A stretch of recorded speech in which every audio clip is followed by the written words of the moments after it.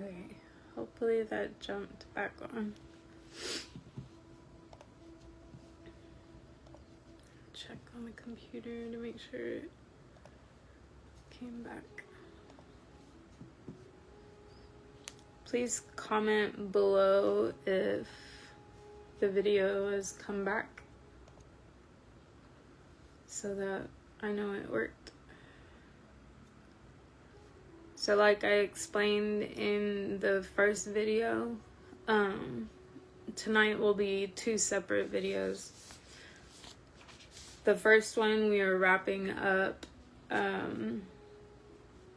one of the previous sections, Mumukshu Vyavahara Prakarana, and now we will begin Utpatti Prakarana, the chapter dealing with the origination of intuitive vision.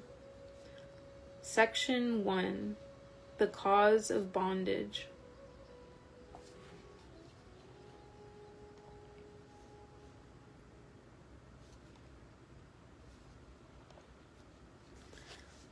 A knower of Brahman realizes Brahman by the force of his ceaseless meditation on the true significance of great utterances such as I am Brahman.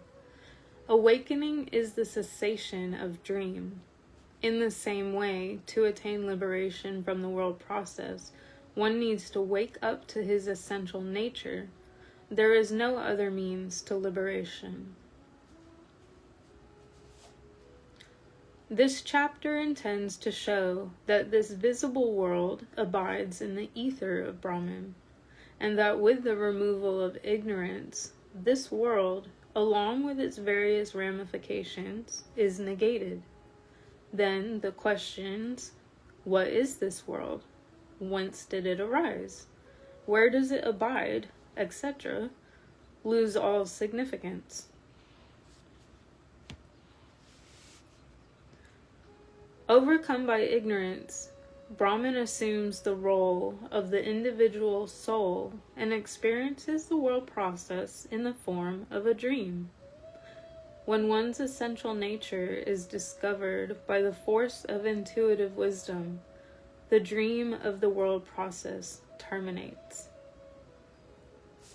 So, by the force is our self-effort. And so with the force of our self-effort and being consistent with our self-effort, we are able to overcome the ignorance of the world process. Facebook is messing up on the computer again. So we are all Brahman. Brahman is me, Brahman is you, Brahman is your neighbor, Brahman is your family, your children, Brahman is even the criminals in jail, Brahman is the president, Brahman is people all over the world. All is Brahman. And so Brahman has assumed the role of Jiva, which is the individual soul. So that would be like me, you, your neighbor, your family member, etc. And so these are different forms. These are different names. These are different titles. And so you kind of, if you think of it like going downwards, it's like Brahman, and then Jiva, the individual soul, and then the Jiva at the individual soul level is given names, forms, titles. These are the different roles that are played out during the soul's time in the world process, so during this lifetime. O Rama, as long as there is the objectivity of the world process in your consciousness, so long there is bondage. So until the world process has been terminated by the intuitive wisdom that one gains with experience and practices and thinning the veil of ignorance that blinds us to who we truly are in our essential nature, then we are in bondage. The jiva, the individual soul, is in bondage to the world process. And so when that bondage is released, the idea of the world process is not seen, it's not seen as separate, because the notion of duality has also diminished. It has also been negated. And so it is all part of whole. It is all the same. When the world process is negated, there arises liberation. Therefore, listen to the manner in which the intuitive light is born in an aspirant, and the manner in which it grows, leading to the negation of all names and forms. So over time, this intuitive light is within all of us, and it is nourished by Satsanga. It is nourished with good association and studying the scriptures and working towards reducing our demoniac qualities and our anger, stress, our attachments, all those different things. And so the more these things are reduced, this light glows brighter and brighter and brighter. And during this process, the idea of all these different names and forms, all this separation, all this division, and seeing everything divided, it is negated, and all becomes one, and one becomes all. That which is born is subject to growth, modification, and death. So when you think of the physical body, we all start off on this world as babies. We are born into the world. The physical body is like the container for the jiva, the individual soul. So the soul isn't growing, but this physical appearance and this physical body is growing. It is becoming modified. And then when our time is up, then this body ceases to be, and it is over and done with. And so the soul continues to go through this cycle, this process, and numerous embodiments, and just the cycle of birth and death, birth and death, birth and death, until the soul realizes its essential nature of the self. It is the individual soul that subjects itself to the illusions of birth, death, heaven, hell, bondage, and release. The self is never born. It is beyond bondage and release. With deeper insight, even this world is not born, because it is an illusory modification of Brahman. This world, consisting of inert matter and conscious beings, is like a dream in the midst of the deep sleep of pralaya, cosmic deluge. With the cessation of the world process, the self alone exists. So even in the cosmic deluge, when this world and other worlds, so when I say world, like this planet Earth, and other planets or galaxies, when all of these end, what is there is still the self.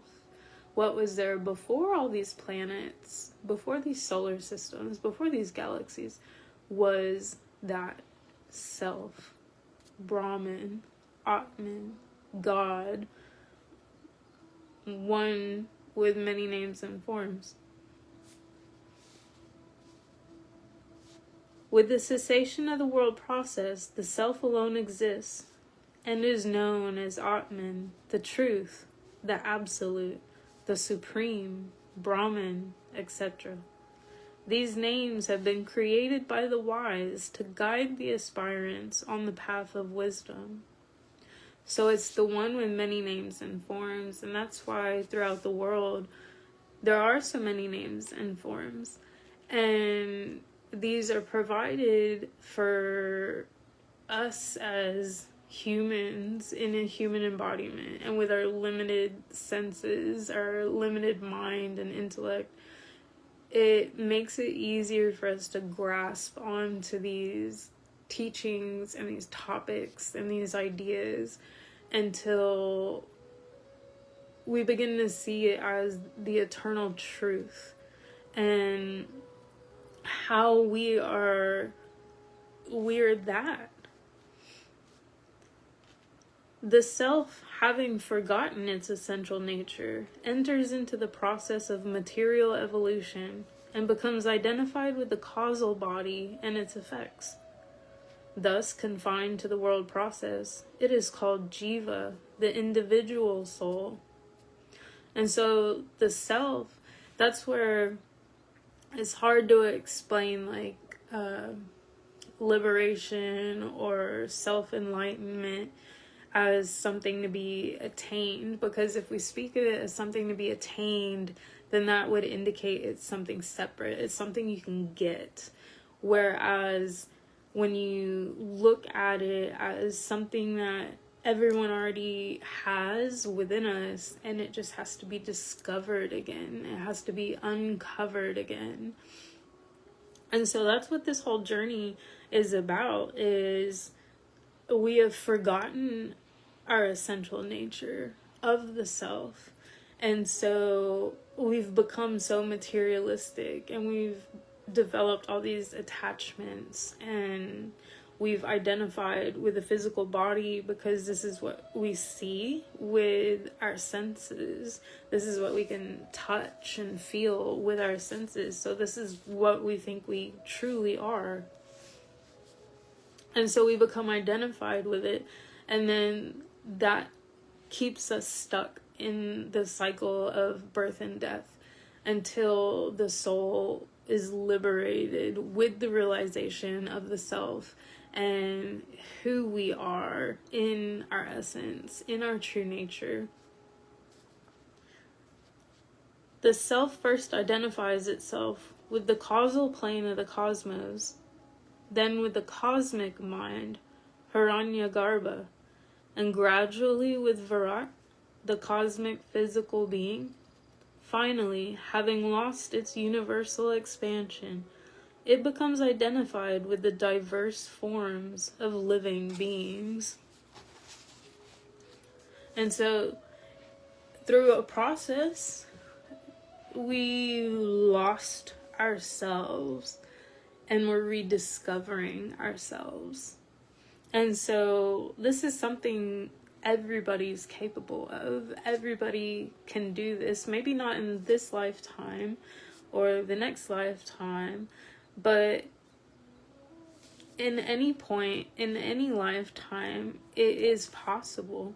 And so in order for it to be possible, we have to put in the self-effort. We have to have that discipline. We have to have that urge, that desire to not be stuck in this cycle anymore, and to have that true desire of discovering who we are, what our purpose is, why we are here, how we are here.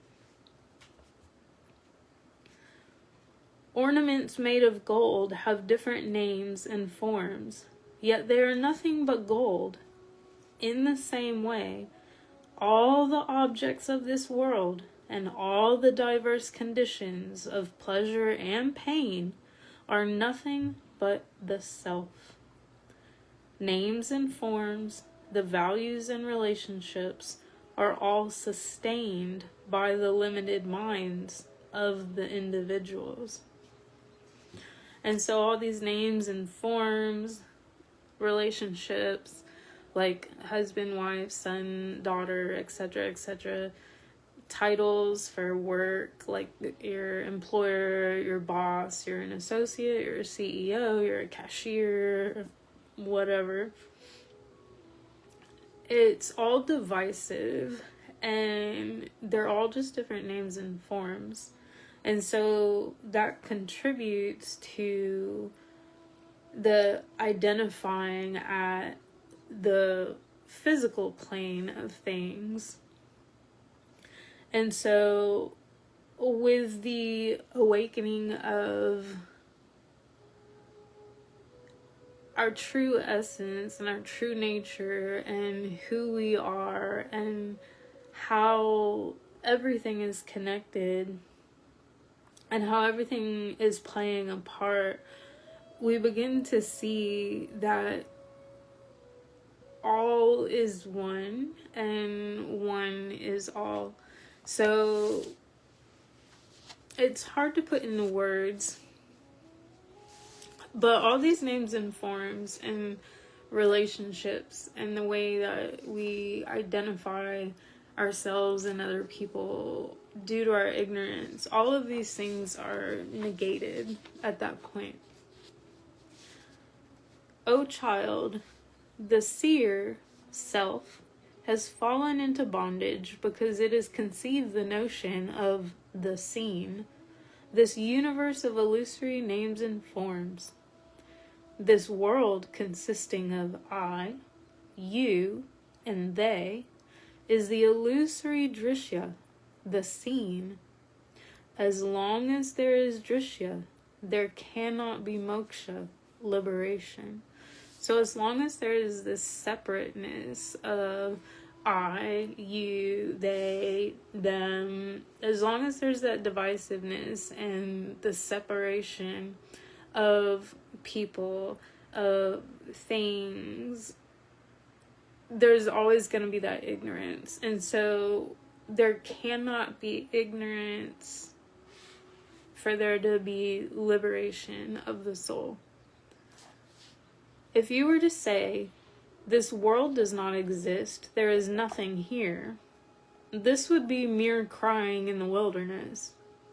Even the very concept of negating this visible world implies that there is an opposing drishya that can counteract the present drishya.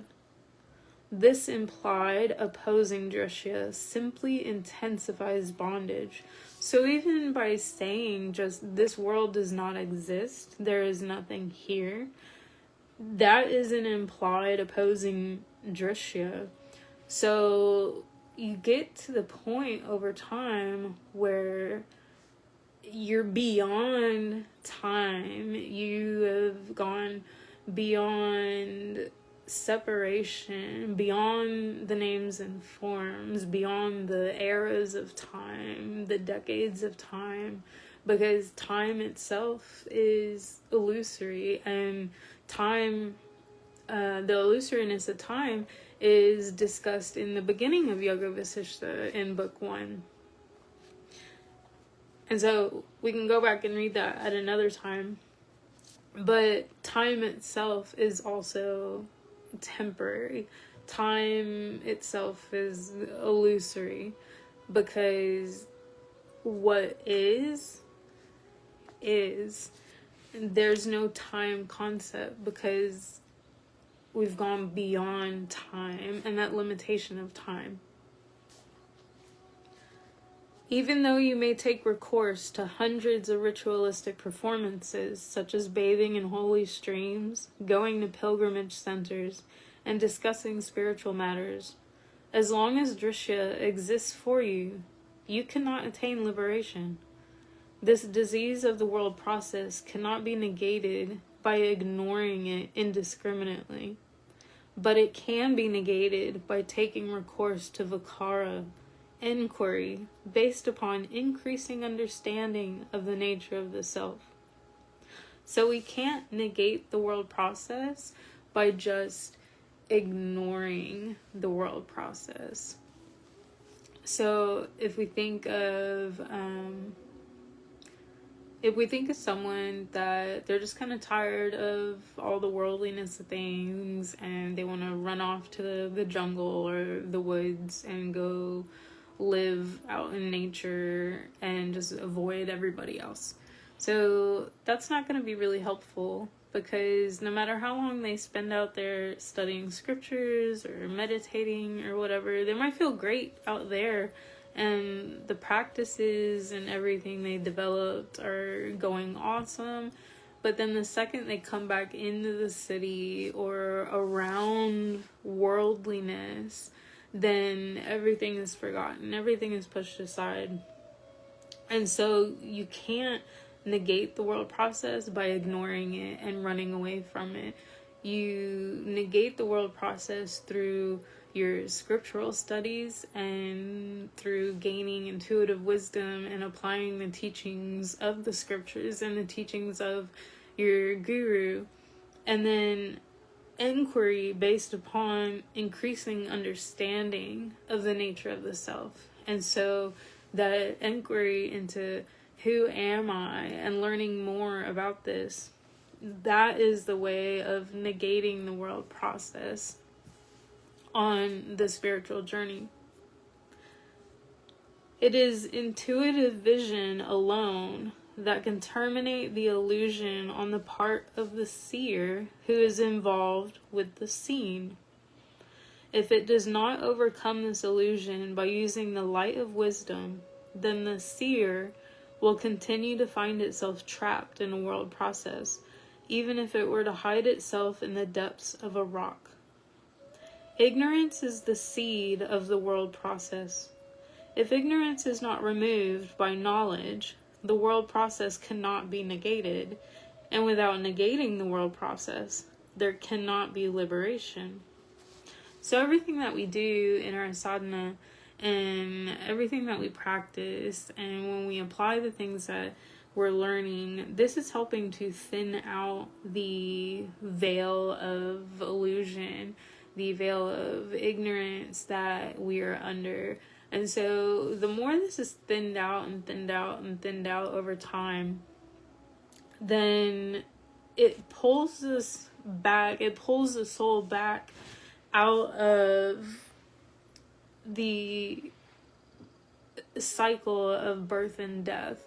And so without liberation, the soul, I like to think of it as like a Ferris wheel that you see at like theme parks.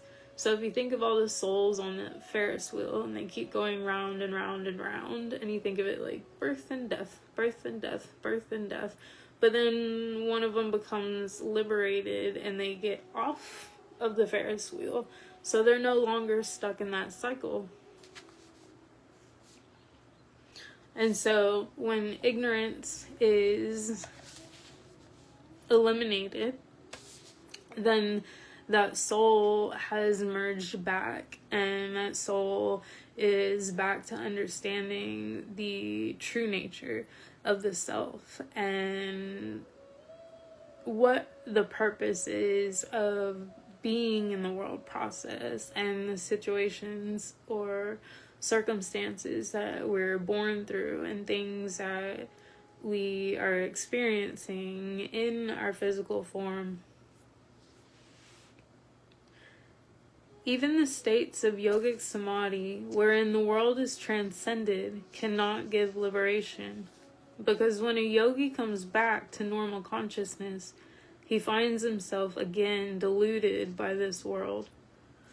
As long as there is any awareness of this world of multiplicity, so long there cannot be true nirvikalpa samadhi, the highest state of superconsciousness. So even the yogis with the practice of meditation and deep meditation and reaching the levels of samadhi, you're coming back down out of it. And that awareness of the world process and everything is coming back. And so at that level of samadhi, there's still that like duality. And so there isn't the nirvikalpa samadhi, which is the highest state. Just as a person comes back to the miseries of the world after enjoying a deep sleep, so yogis come back to this world after experiencing the bliss of samadhi. So if you think of like when you're working on your meditation practice and you're in deep meditation and it's going great and everything, and then you come out of your meditation and you have the feelings of like, oh, like I wish that lasted longer, like now I have to go deal with worldly things and stuff like that. So that's where the yogi is still in that duality thinking process, that state of mind. As long as a yogi is unable to develop that luminous understanding which negates the names and forms and perceives Atman as the only reality, so long he is not free from bondage. So the experience in samadhi is going to still be experienced when you're not in that state of meditation, because that bliss that you feel and are experiencing is going to continue on and is going to get carried into your day-to-day living and your experiences. As long as the mind itself is not negated, so long the world process will continue to assert itself in one's consciousness. Wherever the chitta, the mind, goes, there will exist this world process. So that's why we have to keep on practicing and learning to control the senses and bringing back our mind and the thoughts and turning them inward and silencing them and stilling them. And so the world process eventually is negated and everything is seen as one, not separate. As long as you are convinced that this world is real, so long your efforts in samadhi will not release you from this world process.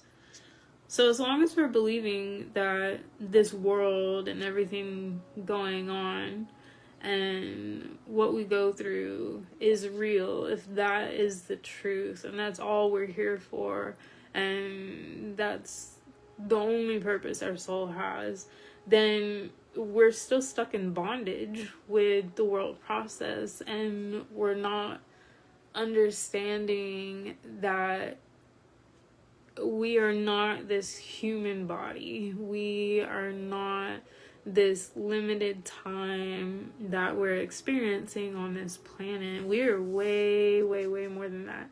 We are eternal souls.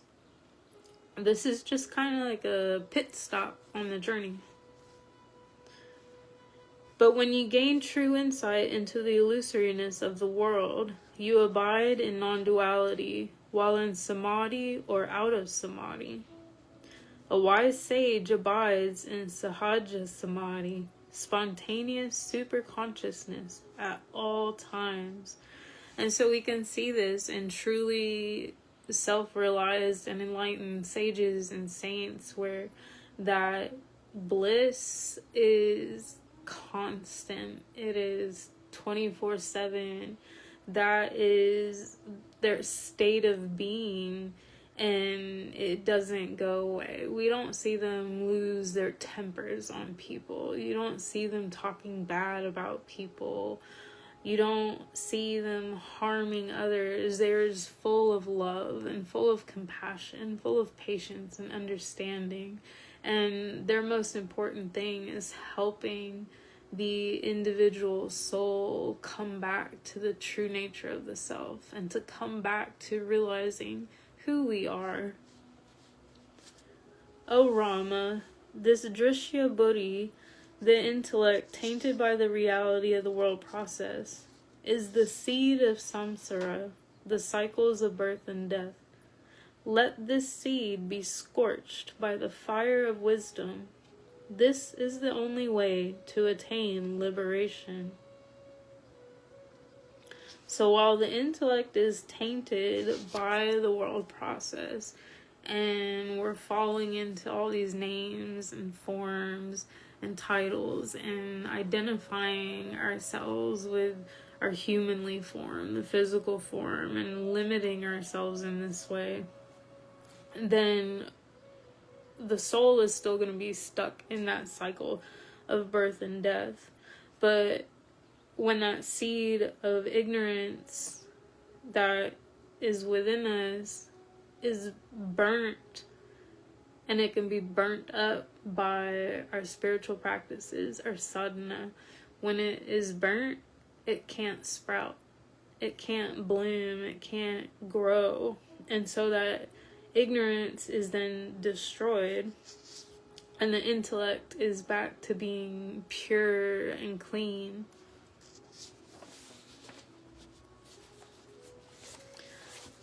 And that wraps up section 1 of Utpatti Prakarana, which was the chapter dealing with the origination of intuitive vision. And next week we will be going over section 2, the ignorant are devoured by death, which will be a touchy topic, given everything that's happening, especially around Texas right now, and a lot of areas around the world. And my prayers are with everyone, especially here in Texas. I'm a few hours away from where the flooding happened, but I personally know some people up there, and they're safe. Keep everyone in your prayers and your thoughts. It's devastating, the amount of loss and the amount of children that have been lost, and there's so much pain happening, and people wanting answers. And this is where turning into our faith, no matter what it is, can help us through these dark times. So keep all the families and all the children and the campers and all the others in the community that were impacted. And specifically, one of my friends is a priest of St. Matthew's Episcopal Church in Austin, and a lot of the congregation were impacted. So keep them in your prayers, and keep all the first responders in your prayers, and may God give them all strength and courage, and keeping hope alive, and continuing to find missing people. And it's just devastating. There's been so much loss. And just pray for all the families and give them that strength to work through the tragedy, and the divine souls who are just taken very soon from this world. But the divine plan does work in ways that we will not understand, and it's going to leave painful wounds on the hearts of many, and give them all strength and the understanding and love and compassion and hope, and pray that those painful wounds will one day heal, and the scars will always be there, but over time it'll be less painful. So just keep everyone in your prayers, and I hope everybody is safe this evening, and we will pick up and keep on going next week for Yoga Vasistha Satsanga. Thank you everyone for attending. I'll be uploading the videos on YouTube. So for this evening, there's 2 separate videos, and I will appropriately title them so it's easy to know which ones to watch. And everyone have a good evening. My mouse is not working. I'm not able to see everybody that attended. So thank you. Divine blessings to everybody. Om Tat Sat. Om Tat Sat.